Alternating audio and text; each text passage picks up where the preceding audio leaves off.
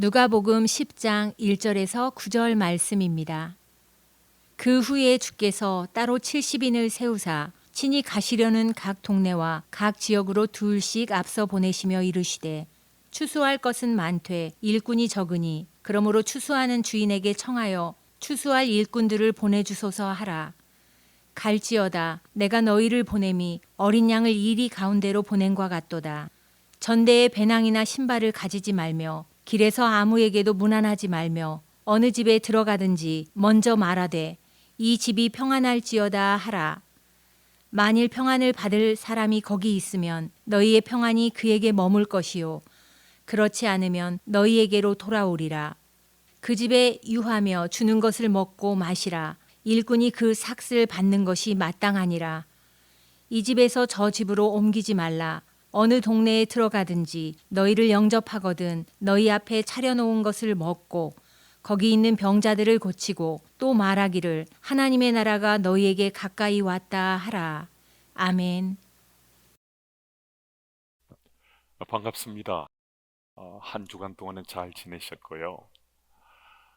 주 안에서 함께 만나 소그룹 공동체에서 나눔을 한다는 것은 믿는 자에 주신 하나님의 기쁨이요 은혜를 할 수 있습니다. 먼저 찬양을 함께 부르시고 지난 한 주간 삶을 돌아보시면서 그 자식 가족들과 함께 하나님 주신 그 말씀이 내게 부딪혀온가 그 말씀을 곱씹어 보시며 내 삶에 적용하며 어떻게 살아야 될지 고민하면서 내가 살아온 이야기들을 기자식 가족들과 함께 나눠보는 겁니다. 그리고 오늘 말씀의 이 토픽을 가지고 같이 좀 나눠보면 좋은데요. 소 토픽부터 좀 살펴보겠습니다. 전체 주제는 누가복음 10장 1절에서 9절에 있는 보냄받은 자라는 큰 주제로 우리가 같이 나누고요. 먼저 누가복음 10장 1절에 3절 말씀은 능력을 주어 세우다라는 소주제로 좀 나누겠습니다. 제가 그 구절을 읽습니다. 그 후에 주께서 따로 70인을 세우사 친히 가시려는 각 동네와 각 지역으로 둘씩 앞서 보내시며 이르시되 추수할 것은 많되 일꾼이 적으니 그러므로 추수하는 주인에게 청하여 추수할 일꾼들을 보내주소서라. 갈지어다 내가 너희를 보냄이 어린 양을 이리 가운데로 보냄과 같도다. 1절 전반부를 먼저 좀 보시면 보냄받은 자의 능력에 대해서 좀 나누겠습니다. 복음서 중에서 누가 기자만 12제자를 파송하는 그 파송과 70인의 제자를 파송하는 이 파송의 스토리를 누가복음 9장과 누가복음 10장 두 곳에 기록하고 있습니다. 예수께서 70인의 제자를 파송하실 때 말씀에 기록된 처럼 그들을 먼저 세우셔서 보내셨다 말씀하시는데요. 이 세우사라는 이 단어는 그냥 단순히 세움받다라는 이런 의미가 아닙니다.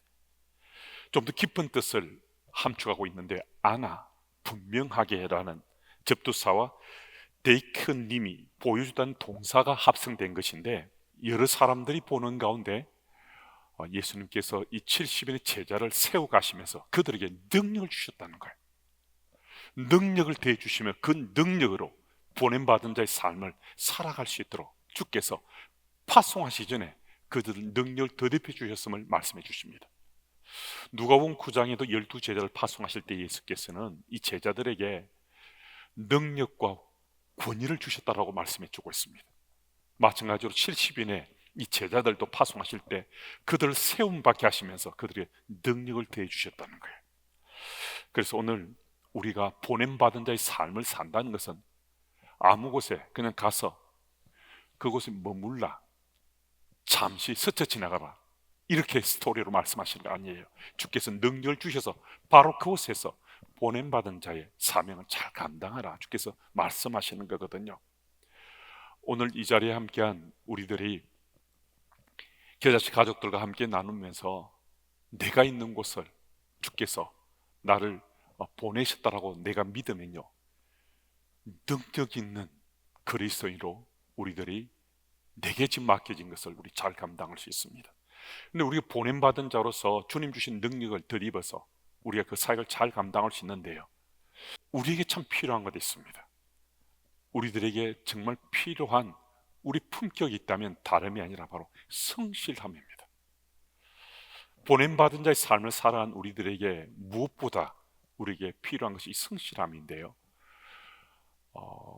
연대 명예교수인 김영석 교수님이 얼마 전에 100년을 살아보니까 하는 책을 쓰셨어요. 그분이 이제 100세가 되었잖아요. 근데 그분이 100년을 살아보니까 인생은 밑줄로 딱 한 줄로 정리가 되더라는 거예요. 다름 아니라 그게 성실함이더라는 거예요.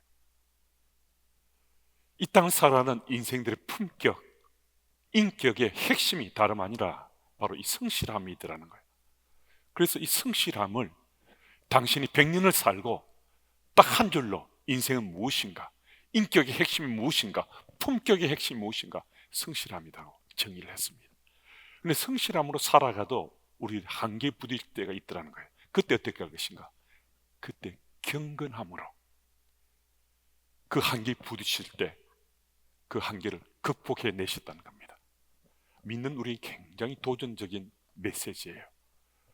우리가 보냄받은 자로 살아갈 때 우리의 삶에 성실함이 있어도 때로는 한계에 부딪히는데 그것은 다름 아니라 경건함으로 하나님과 우리가 제대로 소통하게 되면, 경건함을 지켜가면 보냄받은 자의 삶명을 우리가 정말 멋지게 잘 감당할 수 있다는 사실을 밝혀주는 겁니다.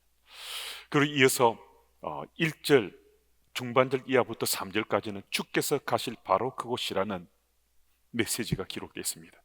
1절 중반부 이하를 보면요, 예수께서 친히 가시는 곳으로 제자들 파송했다라고 말씀하시거든요. 예수께서 이 70인을 아무 곳이나 너 가고 싶은 데 가라, 그곳이 어느 곳이든 그냥 갔다 오너라, 이렇게 말씀하신 건 아니에요. 주께서 오늘 본문을 통해서 분명히 말씀하시기를 내가 갈 그곳이다, 주께서 가실 그곳으로 주를 대신해서 이들을 보내신다라고 말씀해 주고 있어요. 이 사실이 믿어지면요, 얼마나 감격스럽겠습니까? 얼마나 감동이 되겠습니까? 지금 내가 몸담고 있는 바로 그것이 보냄받은 자의 현장이라고 보면요, 이게 바로 주님께서 가실 곳이 내가 대신 온 거예요. 주께서 일하실 곳인데 내가 지금 대신해서 그 일을 하는 거예요. 그럼 이 의식이 우리에게 정말 필요하다는 것을 다시 한 번 더 일깨움 받아야 되겠습니다. 그래서 이 전 이해를 가지고 질문을 함께 좀 살펴보면요, 예수께서는 70인을 아무 곳이나 보내신 것이 아니라 주께서 가실 바로 그곳에 주를 대신해 그들을 보내셨습니다. 제자들이 얼마나 감격스럽겠습니까? 내가 지금 서 있는 곳이 주께서 가실 장소였는데 주를 대신해 내가 보냄을 받았다는 의식이 필요합니다. 지금 내가 서 있는 곳 중에 주를 대신해서 내가 보냄을 받은 곳이 있다면 함께 나누어 보십시오. 과거에 그런 체험이 있는 것도 함께 나누어 보세요. 이 질문을 우리가 함께 좀 답해 나누기 전에 제가 위클리프 성경 번역 연구회 소속의 선교사님의 글을 한 구절 좀 읽겠습니다. 제목은 여기 있는 이유라는 글인데요, 여기 있는 이유. 어떤 분들은 말합니다. 그런 위험한 곳에 뭐 하러 가느냐고. 생각해보니 맞는 말씀입니다. 외국인 동료 선교사는 며칠 전에 위험을 느껴 성경을 집 한 구석에서 모두 태워버렸다고 말했습니다. 저 역시 오늘 한 구석에 숨겨놓은 성경책을 태울까 말까 고민했습니다. 또 다른 분들은 말합니다. 그렇게 모슬렘이 강력한데 어떻게 복음을 전하겠느냐고. 그 말씀도 맞습니다. 저는 한 사람 선교를 강조했습니다. 비록 드러내놓고 전하지는 못해도 한 사람을 건지자고 말입니다. 오늘 그 한 사람이 몇 년 동안 애를 쓰고 공들였던 그 사람이 제 뒤통수를 치고야 말았습니다. 이런 말도 듣습니다. 가족과 그렇게 자주 헤어져서 되겠느냐고. 선교사에게 그런 일이 있을 수도 있는 거라고 대답했습니다. 그러나 그 말씀이 옳았습니다. 오늘 밤 저는 옆 나라에 있는 아내와 아이들이 그리워 몇 번이나 얼굴을 씻었습니다. 그래도 여기 있어야 할 이유가 있는가 생각해 보았습니다. 그리고 그 이유는 사랑임을 알았습니다. 떨려도 태우지 못하는 이유도, 뒤통수를 맞고도 다시 그에게 웃음을 보여야 할 이유도, 그리움을 찬물로 닦아내며 참아야 할 이유도 모두 사랑임을 알았습니다. 바벨탑 너머로 흩어지는 우리들의 뒷모습을 바라보며 몇 번씩 찬물로 얼굴을 닦으시던 그 사랑, 배신한 우리를 앞에 두고 십자가에 달리시는 그 사랑, 골짜기 어두운 낯선 곳도 마다하지 않으시고 오늘도 여기 발걸음을 옮기시는 그 사랑, 바로 그 사랑 때문에 오늘 제가 여기에 있고 내일 당신이 여기에 있고 그날 이들이 거기에 있을 것입니다. 이 선교사님은 지금 자신이 머물고 있는 그곳이 주님이 가실 바로 그곳에 자신이 대신하서 복음을 전하는, 복음을 전하고자 가슴에 품고 사역하고 있는 그 현장임을 고백하고 있습니다. 다른 것 아닙니다. 예수 사랑 때문에 그 사랑을 입은 자가 되고 보니까 주께서 가실 그곳에 자신이 지금 대신 가서 그 살 감당해서 그 현장을 포기하지 못하는 거예요. 곳곳에 무슬림 족속들의 위험과 어쩌면 죽을 수도 있는 그 현장이 될 수도 있는데 그래도 그 사랑 때문에, 예수님의 그 십자가 사랑 때문에 바로 그곳에 자신이 있노라고 고백하고 있습니다. 여러분, 오늘 우리가 있는 곳이 가정이든 일터든 학교든 교회든 어느 소속 공동체든 그곳이 주께서 가실 그곳에 나를 대신 보내셨다, 이게 믿어지면요, 우린 지금 우리 주어진 것에 더 베스트를 다해서 맡은 몫을 감당할 수 있습니다. 그래서 주께서 가실 곳에 나를 대신 보내셨다고 믿고서 주님이 주신 사랑과 은혜로 최선을 다할 수 있기를 바랍니다.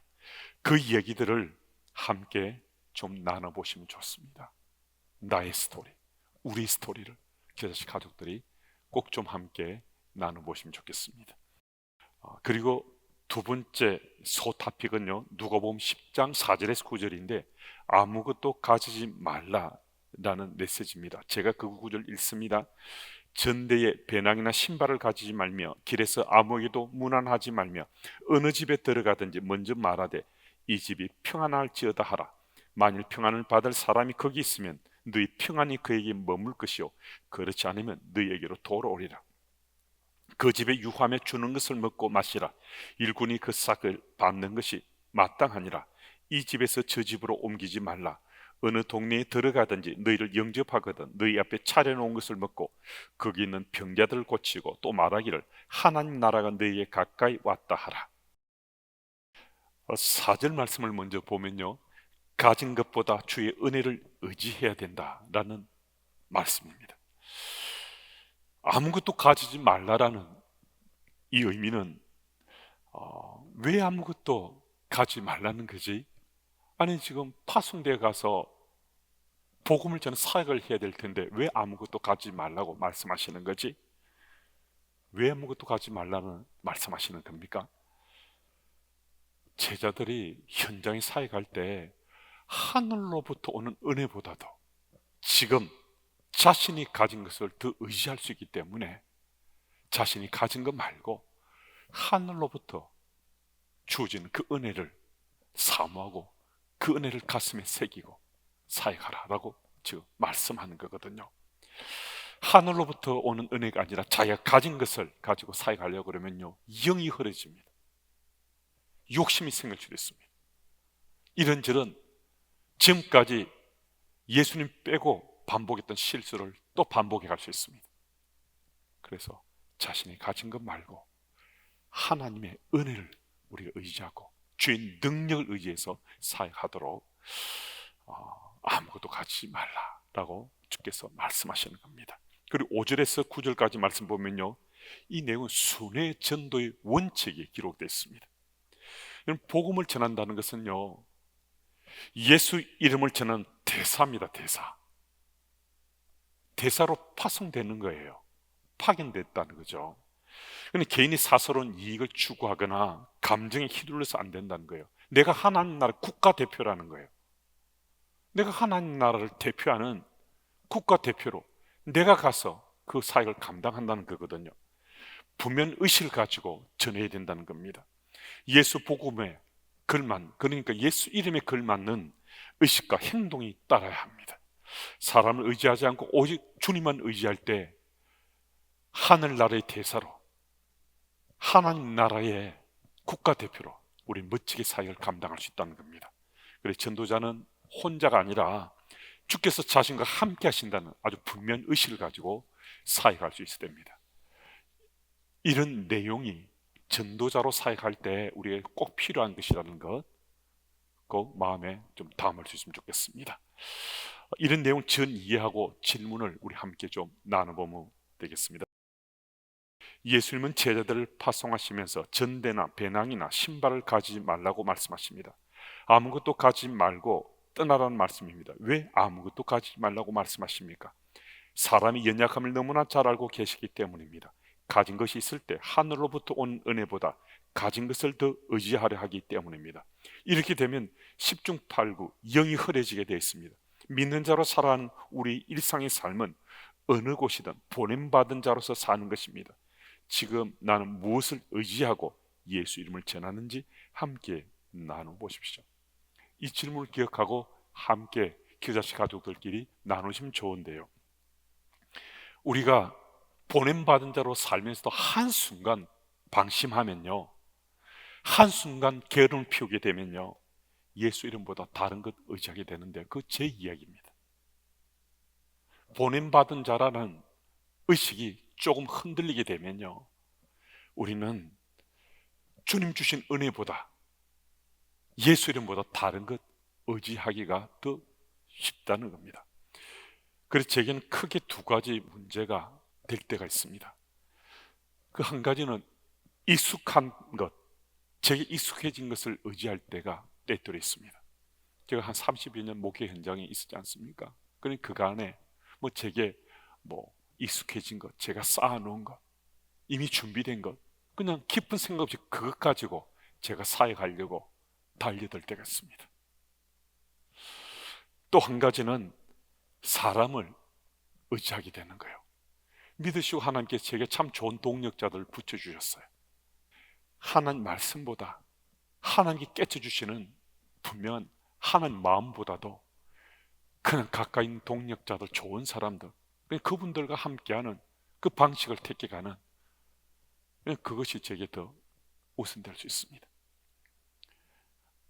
그래서 제가 참 때때로 이 문제를 두고 씨름하고 고민하는데요, 주께서 제게 은혜 베푸셔서 이런 제 연약함이 있지만은 이것을 잘 이겨내고, 실제로 위 두 가지 제 생의 문제보다도 예수 이름 붙잡고 예수 이름 의지하고 살도록 지금도 은혜 베푸십니다. 물론 제게 그 두 가지 문제에 연약함이 없는 건 아닙니다. 우리들도 보냄받은 자로 우리가 가정이든 일터든 학교든 교회든 어느 공동체에서든 그 삶을 살고자 할 때 우리 각자에도 개인적 연약함이 있을 수 있는데요, 주께서 우리에게 주시는 은혜를 기억하시고 은혜 입은 자로서 오늘도 예수 이름 붙잡고 우리가 사역하면 보냄받은 자로서 사역을 잘 감당할 수 있을 겁니다. 하늘로부터 우리에게 베풀어진 그 은혜를 더 사모하시고 예수 이름을 꼭 붙잡으시고 내가 서 있는 곳에서 정말 보냄받은 자로 우리 사역을 잘 감당해 가시기를 예수 이름으로 소망합니다. 세 가지 기도 제목으로 기도할 텐데요, 제가 기도 제목을 먼저 드립니다. 함께 기도자식 가족들이 뜨겁게 기도하시고, 그리고 말씀 나눌 마치시고 나서 또 친교하시면 되겠습니다. 기도 제목 세 가지입니다. 예수께서 가실 바로 그곳으로 주께서 우리를 대신 보내셨다고 믿고서 우리에게 지금 맡겨진 몫들을 잘 감당하게 하옵소서. 코로나19로 인해 여러 상황과 환경에서 고난 가운데 있는 이들을 긍휼히 여겨 주옵소서. 코로나19로 특수한 상황을 맡고 있는 교회 여러 사역에 하나님 도우심과 인도하심이 임하시고 기자식 인도자의 사역 가운데서도 성령 하나님이 역사해 주옵소서. 현장 예배가 이제 재개되는데 예배 가운데도 주의 도우심과 인도하심이 있을 수 있도록 같이 기도해 주시면 좋겠습니다.